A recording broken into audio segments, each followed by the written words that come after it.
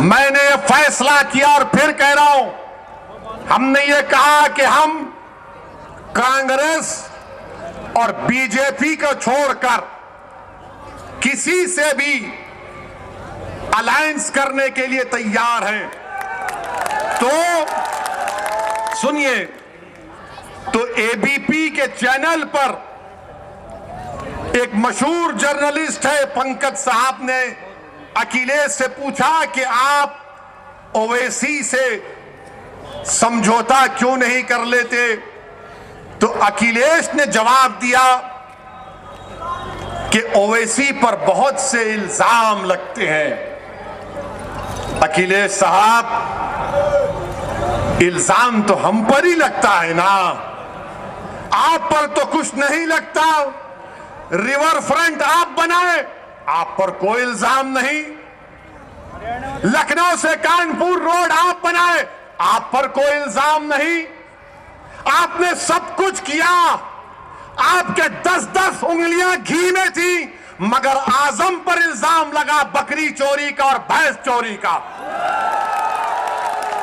ये इल्जाम सिर्फ हम पर लगता है, ये 60 साल से हम पर इल्जाम लग रहा है। कभी आतंकवाद का, कभी फिरका परस्ती का, कभी पुलिस को मारने का, तो कभी किसी और इल्जाम का।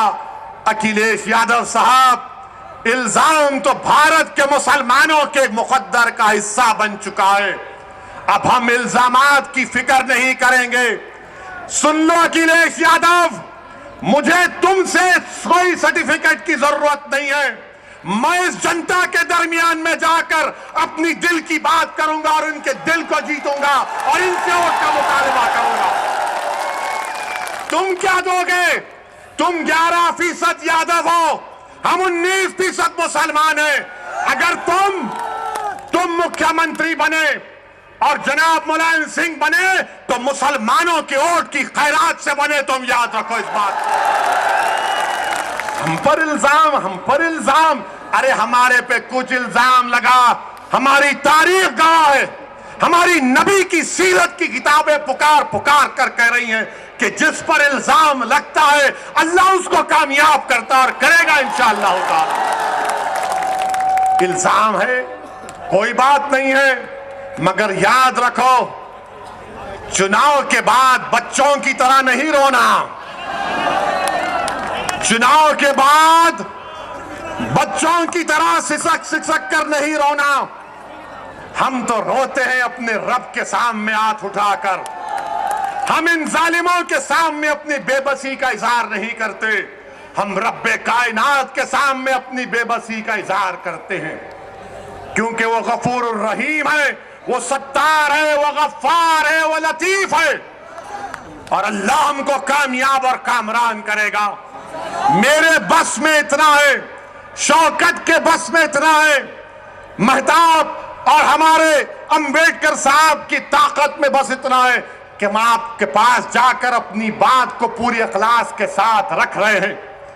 दिलों में मोहब्बत डालने वाले का काम तो अल्लाह का है, दिलों को मोड़ने का काम तो अल्लाह का है। मैं तो बार बार कह रहा हूं कि अपने दिल पर हाथ रखकर मैंने आज आधे घंटे 40 मिनट में जो कुछ कहा, सोचो आप।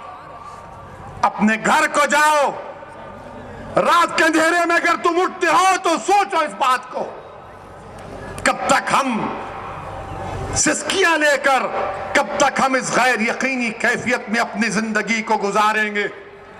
भारत की जमहूरियत, अंबेडकर का बना हुआ संविधान हमको इस बात की इजाजत देता है कि हम सियासत में अपने नेता को अपनी हिस्सेदारी की बात करें, हिस्सेदारी के हिस्सा लें और अपनी क़यादत को, सियासी लीडरशिप को बनाएं। इससे भारत मजबूत होगा, इससे भारत का संविधान मजबूत होगा। यही चंद गुजारिशात मैं आप तक कहने के लिए आया हूं। आपसे सिर्फ गुजारिश करूंगा कि अगर आप हमारा साथ दें, अल्लाह आपको सलामत रखे। अगर आप नहीं देना चाहते तो अल्लाह तब भी आपको सलामत रखे।